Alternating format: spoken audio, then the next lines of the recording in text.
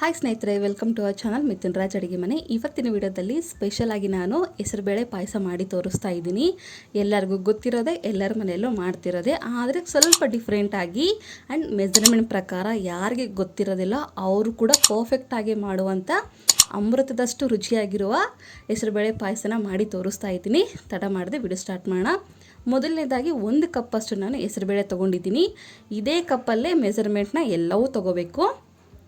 Next ಇದಕ್ಕೆ ಸಣ್ಣ ಉರಿಯಲ್ಲೇ low ಫ್ಲೇಮಲ್ಲೇ ಚೆನ್ನಾಗಿ ಹುರ್ಕೋಬೇಕು. ಸ್ವಲ್ಪ ಲೈಟಾಗಿ ಕಲರ್ ಚೇಂಜ್ ಆದರೆ ಸಾಕು, ತೀರ ಚೇಂಜ್ ಆಗಿಬಿಟ್ರೆ ಚೆನ್ನಾಗಿರೋದಿಲ್ಲ. ಸ್ವಲ್ಪ ಲೈಟಾಗಿ ಕಲರ್ ಚೇಂಜ್ ಆದರೆ ಸಾಕು.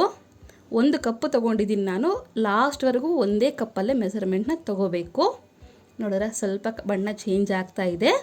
ಇಷ್ಟಾದರೆ ಸಾಕು. ಇವಾಗ ನಾನು ಗ್ಯಾಸು ಆಫ್ ಮಾಡ್ಕೊಂಡ್ಬಿಡ್ತೀನಿ. ನೋಡಿದ್ರೆ ಇಷ್ಟ ಆಗಿದೆ. ಇವಾಗ ಗ್ಯಾಸು ಆಫ್ ಮಾಡ್ತೀನಿ. ಇದು ಸ್ವಲ್ಪ ತಣ್ಣಗಾಗಬೇಕು. ತಣ್ಣಗಾಗಿದ ನಂತರನೇ ನಾವು ಇದನ್ನು ವಾಶ್ ಮಾಡ್ಕೋಬೇಕು. ಇದಕ್ಕಂದರೆ ಅಂಗಡಿಯಿಂದ ಹಂಗೆ ತಂದಿರ್ತೀವಿ, ಇನ್ನೂ ತೊಳೆದಿರೋದಿಲ್ಲ. ಅದಕ್ಕೋಸ್ಕರ ಇವಾಗ ಇದು ತಣ್ಣಗಾಗಿದೆ. ತಣ್ಣಗಾದ್ಮೇಲೆ ಒಂದಲ್ಲ 2 ಸರಿ ನೀಟಾಗಿ ತೊಳ್ಕೊಬೇಕು. ಆ್ಯಂಡ್ ನಿಮ್ಮೆಲ್ಲರ ಹತ್ರ ಒಂದು ರಿಕ್ವೆಸ್ಟ್, ನನ್ನ ಚಾನಲ್ನ ಮೊದಲನೇ ಬಾರಿ ನೋಡ್ತಿದ್ರೆ ಪ್ಲೀಸ್ ಎಲ್ಲರೂ ದಯವಿಟ್ಟು ಸಬ್ಸ್ಕ್ರೈಬ್ ಮಾಡ್ಕೊಳ್ಳಿ. ಇವಾಗ ಒಂದು ಕುಕ್ಕರಿಗೆ ಹಾಕ್ಕೊಂಡು ನೆಕ್ಸ್ಟ್ ಇದಕ್ಕೆ ನೀರು ಹಾಕಿ ಒಂದಲ್ಲ 2 ಸಲ ನೀಟಾಗಿ ತೊಳ್ಕೊತೀನಿ. ಕೆಲವೊಬ್ರು ಹೊಸಬ್ರು ಇರ್ತಾರೆ, ಮತ್ತು ಕೆಲವೊಬ್ರು ಎಷ್ಟು ಸರಿ ಮಾಡಿದ್ರು ಪರ್ಫೆಕ್ಟಾಗಿ ಬರೋದಿಲ್ಲ. ಅಂಥವ್ರಿಗೆ ಈ ಒಂದು ರೆಸಿಪಿ ಬೆಸ್ಟ್ ಅಂತ ಹೇಳ್ಬೋದು. ಎಲ್ಲ ನೀಟಾಗಿ ತೊಳ್ಕೊಂಡಿದ ನಂತರ 1 ಕಪ್ ಹೆಸರುಬೇಳೆಗೆ 2 ಕಪ್ಪಷ್ಟು ನೀರು ಪರ್ಫೆಕ್ಟ್ ಆಗುತ್ತೆ.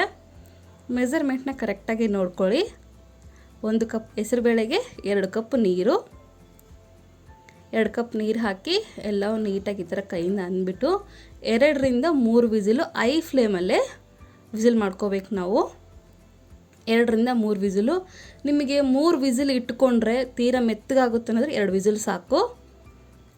ನೋಡಿದ್ರೆ 3 ವಿಸಿಲ್ ಆದಮೇಲೆ ಯಾವ ಥರ ಆಗಿದೆ ಅನ್ನೋದು ಸಾಫ್ಟ್ ಆಗಿರುತ್ತೆ. ಈ ಥರ ನಿಮಗೆ ಈ ಥರ ಇಷ್ಟ ಇಲ್ಲ, ನನಗೆ ಹೆಸರುಬೇಳೆ ಬಾಯಲ್ಲಿ ಬರಬೇಕು ಅಂದರೆ 2 ವಿಸಿಲ್ ಸಾಕು. ಇಲ್ಲ ಇಷ್ಟು ಮೆತ್ತಗಾಗಬೇಕಂದ್ರೆ 3 ವಿಸಿಲ್ ಆದರೆ ಸಾಕು. ನೋಡಿದ್ರೆ ಈ ಥರ ಕೈಯಿಂದ ಈ ಥರ ಪ್ರೆಸ್ ಮಾಡಿದರೆ ಹಿಟ್ಟು ಥರ ಆಗಬೇಕು. ಇಷ್ಟ ಆದರೆ ಸಾಕು. ನೆಕ್ಸ್ಟ್ ಒಂದು ಕಡಾಯಲ್ಲಿ 1 ಕಪ್ಪಷ್ಟು ನಾನು ಬೆಲ್ಲ ತೊಗೊಂಡಿದ್ದೀನಿ.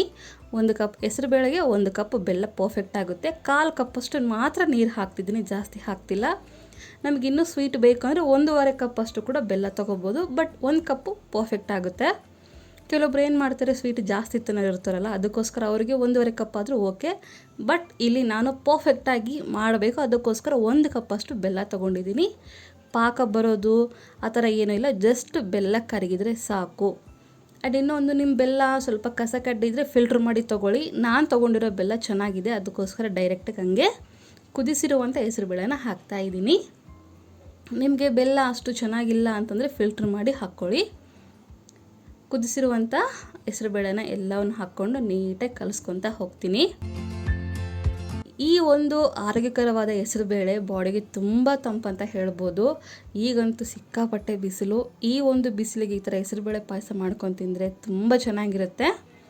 ಈವನ್ ಮಕ್ಳಿಗೂ ತುಂಬ ಇಷ್ಟ ಅಲ್ವಾ. ಏನು ಸ್ವೀಟ್ ಮಾಡಿಕೊಟ್ರು ಆರಾಮಾಗಿ ತಿಂತಾರೆ, ಬೇಡ ಅನ್ನೋದೇ ಇಲ್ಲ.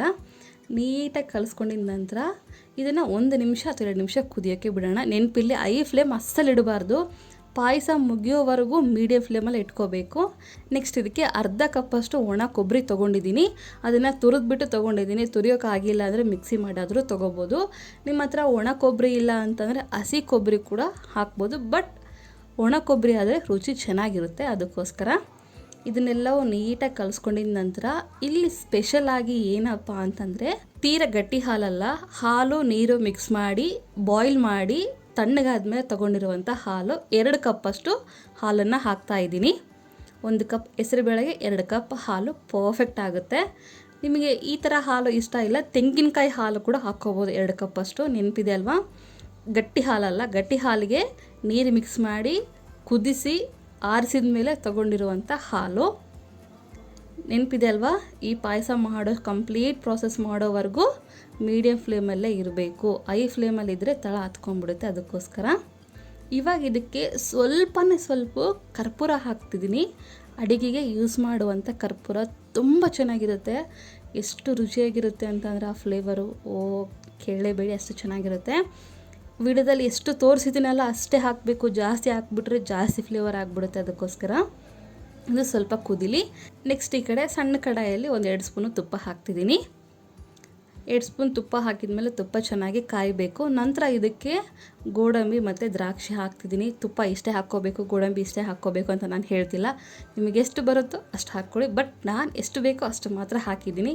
ಯಾಕೆಂದರೆ ತುಪ್ಪ ಮತ್ತು ಗೋಡಂಬಿ ದ್ರಾಕ್ಷಿ ಈ ಪಾಯಸಕ್ಕೆ, ಈ ಪಾಯಸ ಅಂತಲ್ಲ, ಯಾವುದೇ ಪಾಯಸ ಮಾಡಿದ್ರು, ಯಾವುದೇ ಸ್ವೀಟ್ ಮಾಡಿದ್ರು ಎಷ್ಟು ಹಾಕಿದ್ರು ಕಮ್ಮಿನೇ.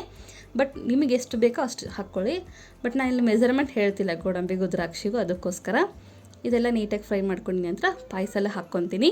ಆ್ಯಂಡ್ ಇನ್ನೊಂದು ನೆನಪಿರಲಿ, ಈ ಪಾಯಸದಲ್ಲಿ ನಾನು ಏಲಕ್ಕಿ ಪುಡಿ ಹಾಕ್ತಿಲ್ಲ. ಏಲಕ್ಕಿ ಪುಡಿ ಬದಲಾಗಿ ಕರ್ಪೂರ ಹಾಕಿದ್ದೀನಿ. ಕಾಮನಾಗಿ ಎಲ್ಲರೂ ಏಲಕ್ಕಿ ಪುಡಿ ಹಾಕ್ತೀರಿ, ಬಟ್ ಕರ್ಪೂರ ಹಾಕಿ ಒಮ್ಮೆ ಮಾಡಿ ನೋಡಿ, ತುಂಬ ಅಂದರೆ ತುಂಬ ಚೆನ್ನಾಗಿ ಬರುತ್ತೆ. ಎರಡು ಮಿಕ್ಸ್ ಮಾಡಿ ಹಾಕಿದರೆ ಜಾಸ್ತಿ ಫ್ಲೇವರ್ ಆಗಿಬಿಡುತ್ತೆ. ಅದಕ್ಕೋಸ್ಕರ ಯಾವುದಾದ್ರೂ ಒಂದು ಹಾಕಿ ಚೆನ್ನಾಗಿರುತ್ತೆ. ನೋಡ್ತಿದ್ರೇ ಬಾಯಲ್ಲಿ ನೀರು ಬರುತ್ತಲ್ಲ, ಅಷ್ಟು ರುಚಿಯಾಗಿರುತ್ತೆ. ಖಂಡಿತ ಟ್ರೈ ಮಾಡ್ತೀರಾ ಅಂದ್ಕೊಂಡಿದ್ದೀನಿ. ಡ್ರೈ ಫ್ರೂಟ್ಸ್ ಎಲ್ಲ ಹಾಕಿದ ಮೇಲೆ 2 ನಿಮಿಷ ಮೀಡಿಯಮ್ ಫ್ಲೇಮಲ್ಲಿ ಕುದಿಸ್ಕೊಂಡ್ರೆ ಸಾಕು. ಸೂಪರಾಗಿರುವಂಥ ಹೆಸರುಬೇಳೆ ಪಾಯಸ ರೆಡಿಯಾಗಿರುತ್ತೆ. ಸಿಂಪಲ್ ಅಲ್ವಾ? ಟ್ರೈ ಮಾಡ್ತೀರಾ ಅಂದ್ಕೊಂಡಿದ್ದೀನಿ. ಈ ವಿಡಿಯೋ ಇಷ್ಟ ಆದರೆ ಲೈಕ್, ಶೇರ್ ಆ್ಯಂಡ್ ಕಮೆಂಟ್ ಮಾಡೋದನ್ನು ಮಾತ್ರ ಮರಿಬೇಡಿ.